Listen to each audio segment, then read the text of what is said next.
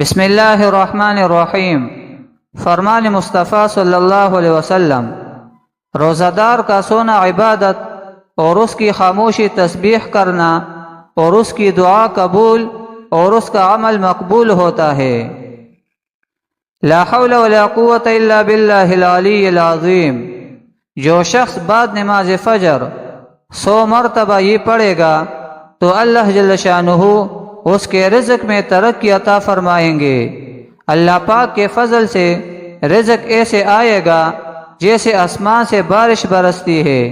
عمل کیجئے اور اپنی آنکھوں سے مشاہدہ دیکھیں۔ رمضان کے عشروں کی دعا۔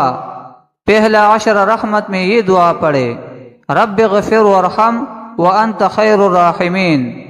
دوسرا عشرہ مغفرت میں یہ دعا پڑھے، استغفر اللہ ربی من کل ذنب واتوب الیہ۔ تیسرا عشرہ نجات، اس میں یہ دعا پڑھے، اللہم انک عفو تحب العفو فاعف عنا۔